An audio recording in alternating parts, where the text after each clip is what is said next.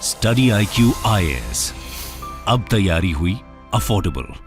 नमस्कार दोस्तों, एक बड़ी खबर सामने आ रही है इकोनॉमी से रिलेटेड। बताया जा रहा है कि फिर से यूनाइटेड किंगडम ने, यूके ने भारत को इक्विटी मार्केट में पीछे छोड़ दिया है। पिछले साल क्या हुआ था कि भारत जो है वो यूके को ओवरटेक कर गया था, लेकिन जिस तरह का परफॉर्मेंस स्टॉक मार्केट का रहा है भारत का, स्पेशली पिछले 2-3 महीने में अगर आप देखोगे तो इसकी वजह से भारत पीछे हट गया है फिर से, और यूके बन गया है 6th biggest equity market. Equity market जब मैं कहता हूं तो ऑब्वियस सी बात है कि जो स्टॉक मार्केट में शेयर्स लिस्टेड होते हैं, कंपनीज लिस्टेड होती हैं, उनकी जो मार्केट कैपिटलाइजेशन होता है उसकी हम बात कर रहे हैं। तो उस टर्म में यूके फिर से आगे निकला है। यह खबर देख सकते हो, UK overtakes India as the world's 6th biggest equity market. इसको डिटेल से जानेंगे, हर एक चीज मैं आपको बताऊंगा कि यूके की कितनी वैल्यू हो गई है इक्विटी मार्केट के अंदर, भारत में क्या प्रॉब्लम चल रहा है, अडानी का इससे क्या रिलेशन है, काफी कुछ जानने को है। चलिए आगे बढ़ते हैं, लेकिन उससे पहले ध्यान रखिएगा, अगर आप इस साल का यूपीएससी प्रीलिम्स का एग्जाम लिख रहे हो जो कि 28 मई को होने वाला है, तो इसको क्रैक करने के लिए ये वाला बैच जो कि स्टार्ट हो रहा है 27 फरवरी से, हर रोज शाम को 7 बजे क्लास होगा। इसके अंदर आपको 200 से भी ज्यादा घंटे के लाइव क्लासेस कराए जाएंगे। स्टैटिक और करंट अफेयर्स का इंटीग्रेटेड स्टडी होगा, कंसोलिडेटेड बुक्स आपके घरों तक भेजे जाएंगे, ऑल इंडिया ओपन टेस्ट आप दे सकते हैं। ये सारी चीजें बहुत कम रेट पर। आपको हमारे वेबसाइट ऐप पर जाना या फिर कमेंट सेक्शन में इसका लिंक है, वहां पर जाइए और यूज करिए code Ankit live to get maximum discount. अगर आप मान लीजिए 2024 के लिए प्रिपेयर कर रहे हो या फिर 2025 के लिए, जैसे कि 2025 वाले बैच में 1500 से भी ज्यादा घंटों के लाइव क्लासेस मिलेंगे। तो ये सारी चीजें आपको बहुत कम रेट पर, आपको अगेन जो भी कोर्सेज लेना हो स्टडी IQ का, आपको यूज करना है कोड अंकित लाइव। इसके अलावा और अगर आप MCQs अटेम्प्ट करना चाहते हैं तो मेरे इंस्टा पेज पर जा सकते हैं, वहां पर स्टोरीज में जितने भी MCQs हैं उसको आप अटेम्प्ट कर पाएंगे। तो चलिए शुरुआत करते हैं और सबसे पहले देखते हैं एग्जैक्टली क्या हुआ है। जैसा कि मैं आपको बता रहा था, UK has surpassed India as the world's 6th largest equity market. देखो, इक्विटी मार्केट मतलब क्या है? जैसे कि भारत के अंदर आपने देखा होगा बॉम्बे स्टॉक एक्सचेंज है, भारत के अंदर आपने देखा होगा नेशनल स्टॉक एक्सचेंज है। तो ये स्टॉक एक्सचेंज पर क्या होता है, जो कंपनीज हैं भारत में काम कर रही हैं, जैसे रिलायंस है, अडानी की कंपनी अभी रिसेंटली काफी न्यूज में रही थी, तो ये जो कंपनीज है उनकी वर्थ क्या है? तो टोटल जो वर्थ हम निकालते हैं, उसका जो टोटल वैल्यू निकालते हैं सारे कंपनीज का, अगर आप जोड़ दो भारत के अंदर, तो वो बेसिकली आपका बन जाता है मार्केट कैपिटलाइजेशन।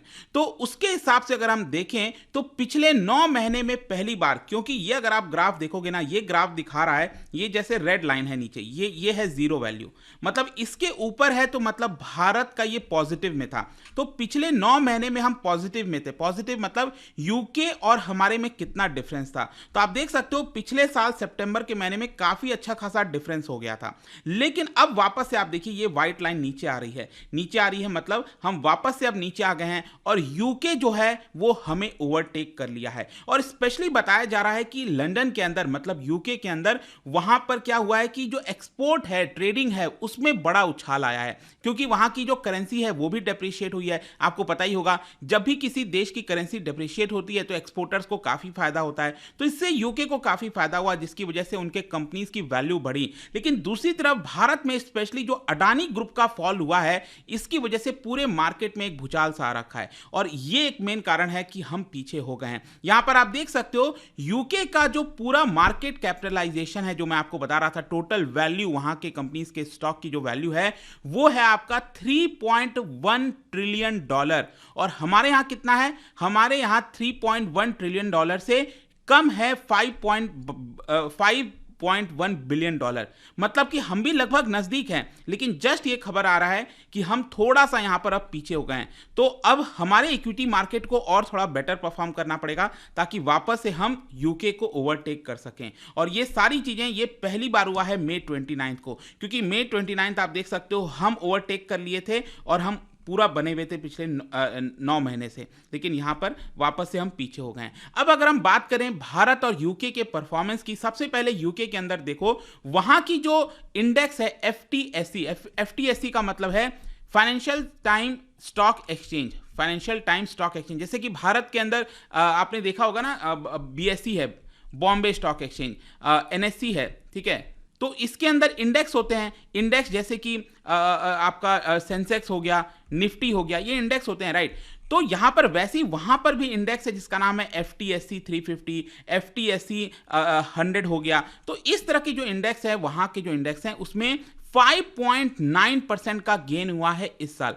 जो अभी जनवरी फरवरी का महीना अभी फरवरी का महीना चल रहा है, तो इस साल इनको 5.9% का गेन हुआ है। अगर हम बाकी के पूरे विश्व का देखें गेन, तो वो 4.7% था, मतलब इनका ज्यादा गेन हुआ है। और स्पेशली यहां पर आप देख सकते हो FTSE 100, ये पिछले 5 साल का डेटा है। इसमें आप देखिए पहली बार इसकी जो वैल्यू है वो 8000 को क्रॉस किया था। ये अभी रिसेंट की बात है, अभी भी 8000 के लगभग आसपास ही चल रहा है, लेकिन पहली बार ये 8000 को क्रॉस हुआ था। मतलब वहां के स्टॉक मार्केट काफी अच्छा परफॉर्म कर रहे हैं। लेकिन दूसरी तरफ भारत में अगर आप देखोगे तो भारत में एक प्रॉब्लम क्या हुआ है, रूपी तो वीक हुआ है, लेकिन यहां पर क्या है कि जो अडानी ग्रुप की कंपनीज हैं, जो शेयर प्राइसेस गिरे हैं, उसकी वजह से ओवरऑल मार्केट कैपिटलाइजेशन में आपको गिरावट देखने को मिलेगी। जैसे कि हिंडनबर्ग रिसर्च का जो पूरा रिपोर्ट आया था, जिसकी वजह से कई सारे आरोप लगाए गए थे अडानी ग्रुप के ऊपर, ऑल्दो अडानी ग्रुप ने उसको डिनाई किया है। और यहां पर अगर आप देखो भारत का इस साल ड्रॉप कितना हुआ है, भारत के जो इंडेक्स हैं उसमें गिरावट हुई है 6.1% की।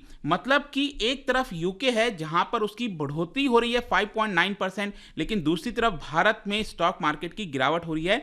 इस साल 6.1% अभी तक गिरावट हुआ है, जिसमें सबसे ज्यादा गिरावट आपको पता ही है गौतम अडानी, वो $142 बिलियन, सोचिए, खो चुके हैं। $142 बिलियन कितना होता है, ठीक है। और ये डिक्लाइन अगर स्पेशली आप दिसंबर के महीने से देखोगे, पिछला साल ये जो दिसंबर का महीना था, फिर उसके बाद जनवरी का महीना है और अभी ये फरवरी का महीना चल रहा है, तो इन 2-3 महीने में आप देखिए लगभग 10% तक की गिरावट हो चुकी है। मतलब कि इस भारत के स्टॉक मार्केट में डेफिनेटली गिरावट आया है, और इसका एक मेन कारण है अडानी कंपनीज, और बाकी के भी कंपनीज के ऊपर भी इंपैक्ट आता है। ओवरऑल यहां पर हमें गिरावट देखने को मिलेगी। अब क्वेश्चन यह है कि स्पेशली अभी भी अगर आप देखोगे ना, इनफैक्ट कल मैं आपको दिखाऊं ये वैल्यू, आप देखो पिछले 5 दिन से सेंसेक्स लगातार गिरता जा रहा है।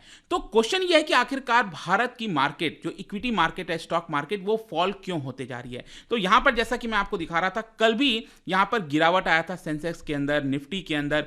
देखिए यहां पर एक मेन कारण बताया जा रहा है, वो ये है कि फेडरल रिजर्व के द्वारा और लंबे समय तक रेट हाइक किया जा सकता है। कहने का मतलब यह कि जैसे भारत के अंदर आरबीआई है, सेंट्रल बैंक, वैसे यूएस के अंदर है फेडरल रिजर्व। तो फेडरल रिजर्व भी वहां पर जो रेट्स हैं, जैसे भारत में रेपो रेट वगैरह बढ़ते जा रहे हैं, वैसे ही वहां पर भी रेट को बढ़ाया जा रहा है। तो पहले जो अनुमान था कि रेट उतना नहीं बढ़ाया जाएगा लंबे समय के लिए, लेकिन अभी जिस तरह से इन्फ्लेशन के आंकड़े आए हैं, इन्फ्लेशन बढ़ रहा है, उसकी वजह से हो सकता है कि और रेट बढ़ाया जाए। तो जब अमेरिका के अंदर रेट बढ़ेगा, उसको देखते देखते भारत में आरबीआई फिर से रेपो रेट को बढ़ा देगी, और जो रेपो रेट को बढ़ाएगी तो मतलब कि यहां पर लोन लेना महंगा हो जाएगा, कंपनीज के लिए लॉस होगा, ज्यादा इंटरेस्ट पे करना पड़ेगा, और ये एक मेन कारण है जिसकी वजह से आपको गिरावट देखने को मिल रही है। फिर दूसरा यहां पर जैसा कि आप देख सकते हो, रशिया के द्वारा भी रिसेंटली कुछ बयान आया, यूएस के प्रेसिडेंट बाइडेन जो है वो यूक्रेन पर लैंड कर गए थे। तो जो टेंशन बिल्डअप हो रहा है और दूर दूर तक नहीं लग रहा कि कब ये वॉर खत्म होगा, इसकी वजह से अगेन इक्विटी मार्केट में अनसर्टेनिटी आ गई है। तो कभी भी इक्विटी मार्केट, स्टॉक मार्केट के अंदर अनसर्टेनिटी अच्छा नहीं होता। जब भी अनसर्टेनिटी आएगी, स्टॉक के प्राइसेस गिरेंगे। और जो अभी ये बयान आए हैं बाइडेन और पुतिन की तरफ से, उससे साफ दिख रहा है कि इसका शॉर्ट टर्म के ऊपर इंपैक्ट होगा। मतलब कि यहां पर आपको गिरावट आते हुए देखने को मिलेगी, और जब तक इन्फ्लेशन बना रहेगा पूरे विश्व के अंदर, इसका इंपैक्ट डायरेक्टली भारत जैसे देशों के ऊपर होगा, क्योंकि इन्फ्लेशन ऊपर रहेगा तो रेपो रेट ऊपर करना पड़ेगा, और अगेन यहां पर ग्रोथ नीचे जाएगी, और ओवरऑल हमारा इंडियन स्टॉक मार्केट भी नीचे जाएगा। फिर अल्टीमेटली जाने से पहले कई लोग पूछ सकते हैं कि इन्वेस्टर्स को क्या करना चाहिए। देखो, मैं इन्वेस्टर्स उनको मानता हूं जो लंबे समय के लिए निवेश करते हैं। मैं उनको नहीं कह रहा हूं कि आज खरीदा कल शेयर्स बेच दिया, लेकिन हाँ, यहां पर एक्सपर्ट्स का यह मानना है कि जो इन्वेस्टर्स हैं, जो लंबे समय के लिए इन्वेस्ट करते हैं, उनको करते रहना चाहिए।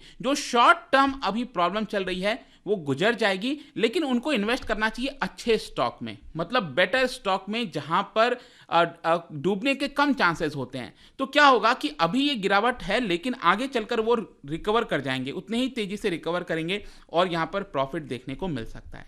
तो यही पूरा वीडियो था दोस्तों। आई होप कि यहां पर आपको समझ में आ गया होगा कि यूके ने जो ओवरटेक किया है वापस से भारत के स्टॉक मार्केट को, इसमें क्या चीजें थी, क्या हुआ। और जाने से पहले एक इंटरेस्टिंग क्वेश्चन, क्योंकि हम यहां पर स्टॉक मार्केट की बात कर रहे हैं, क्या बता सकते हो इक्विटी फंड से रिलेटेड 4 स्टेटमेंट है, कौन सा स्टेटमेंट करेक्ट है, इसका राइट आंसर आप सबको पता है, मेरे इंस्टाग्राम पर तो मिलेगा ही, वहां पर अगर आप नहीं हो कोई बात नहीं, टेलीग्राम से भी ले सकते हैं इसका सही उत्तर। मैं कई सारे जो एमसीक्यूज हैं वो यहाँ पर स्टोरीज में डालता रहता हूँ। बाकी अगर आपको पीडीएफ ये तो टेलीग्राम पर आइए, अलग अलग सोशल मीडिया पर आप जुड़ पाओगे। और जैसा मैंने बताया था, अगर आप यूपीएससी की तैयारी इस साल के लिए 2024 या फिर 2025 कोई भी कोर्स लीजिए, हमारे ऐप पर जाइए, यूज करिए code Ankit live. And I hope कि वीडियो आपको पसंद आया होगा। मिलता हूं आपसे next time, till then thank you very much, see you soon. Study IQ IAS, अब तैयारी हुई अफोर्डेबल।